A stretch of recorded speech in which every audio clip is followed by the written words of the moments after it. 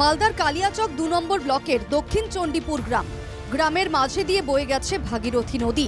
বর্ষার সময় এই নদী হয়ে ওঠে আতঙ্কের কারণ। নদী পারাপারের জন্য রয়েছে বাঁশের সাঁকো, তাও জীর্ণ। প্রতি বর্ষায় জলের তোড়ে ভেঙে পড়ে সাঁকোটি। বিপদ মাথায় নিয়েই চলে পারাপার। এবছরও একই ছবি চণ্ডীপুর গ্রামে। সাঁকো ভেঙে পড়ায় নদী পার হতে গ্রাম পঞ্চায়েতের তরফে নৌকার ব্যবস্থা করা হয়েছে। নদীর জল বাড়ায় নৌকায় যাতায়াতেও ভয় পাচ্ছেন বাসিন্দারা। সমস্যা, ব্রিজে পার হতে পারছি না। এই ব্রিজ ভেঙে পাটা ভাঙা গেছিল আমার অপারেশন করে। এখন ব্রিজের জন্য নৌকাতে যাচ্ছি খুব কষ্ট করে। এখন ব্রিজটা ভাঙা গেছে, মানে যাতায়াত হওয়া যাচ্ছে না। নৌকা দিয়েছে, নৌকাতে পার হওয়া যাচ্ছে না। এখন বর্ষাকালীন আর জলটা বেড়ে গেছে, বাড়ি থেকে যেতে দিচ্ছে না স্কুল। আমরা কিভাবে যাব স্কুল?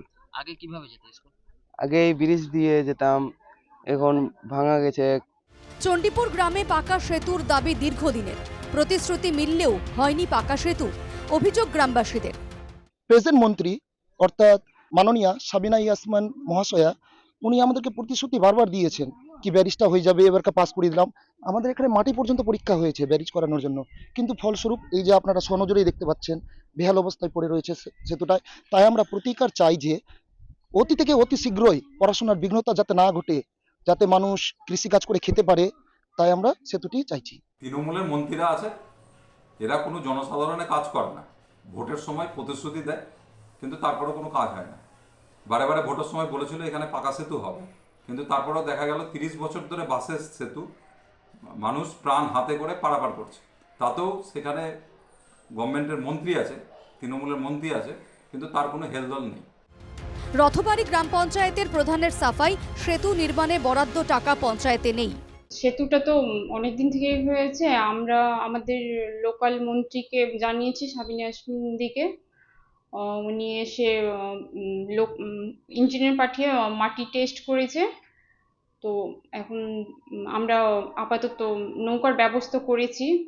আর এটা তো মানে বড় স্কিম, এটা তো পঞ্চায়েত থেকে হবে না, তো ওই জন্য জানানো হয়েছে ব্যবস্থাটা উনি নেবেন। মোথাবাড়ি বিধানসভার অন্তর্গত কালিয়াচক, এখান থেকেই মন্ত্রী হয়েছেন সাবিনা ইয়াসমিন। চণ্ডীপুর গ্রামে পাকা সেতুর বিষয়ে তাকেও জানানো হয়েছে। প্রশ্ন উঠছে, গত 30 বছর ধরে সাঁকো নিয়ে চণ্ডীপুরবাসীর দুর্ভোগ কবে মিটবে? এই এলাকার বাসিন্দাদের দীর্ঘ 30 বছর ধরে দাবি যে এই যে সেতু, সেই সেতু পাকা করা হোক।